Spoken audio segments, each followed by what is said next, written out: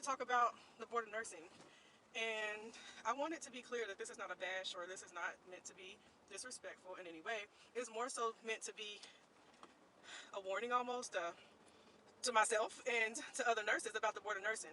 And to sum it up, I'll start with the Board of Nursing is not our friend. The Board of Nursing is actually not there to protect us. The Board of Nursing says it themselves. Every Board of Nursing that I've just looked up or visited their website or, saw a statement that they made, and they all say the same thing.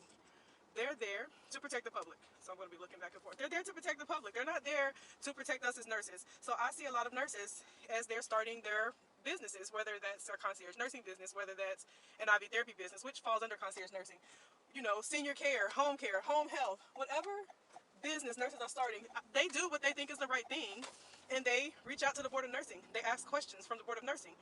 The right thing is definitely to be aware of scopes of practice, research, look up the statutes, look up the laws, know the laws.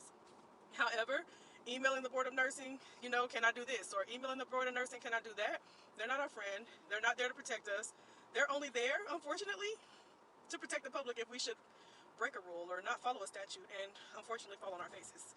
They're there for that. But are they going to proactively work with us and give us those answers? Not usually, not likely. And if you've had a different experience, let me know, because yeah, could you get lucky and run across someone on the board or that's part of the board that is looking out for us as nurses? Absolutely. Again, this is not a bash session. I'm just saying what I've seen.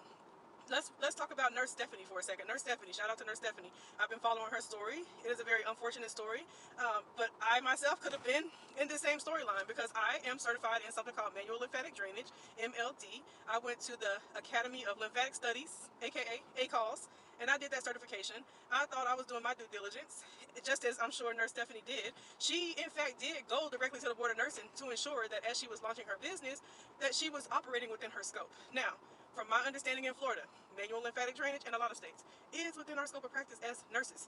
But I will say that it's not ideal, and I don't recommend that you advertise that as massage. Do we use manual lymphatic drainage and lymphatic massage interchangeably? Yes. So what I learned during my time doing that is that I would say, this is a post-surgical treatment to help relieve swelling, and it helps a whole lot of other things. But this is a surgical medical treatment, and it's in my nursing scope, but it's not massage. That's one thing I learned to, just from learning from good mentors, not the bad ones, good mentors, be very careful about how we advertise stuff, be very careful about our scope, which could take me on another tangent on weight loss, but I think I'll save that for a different post maybe.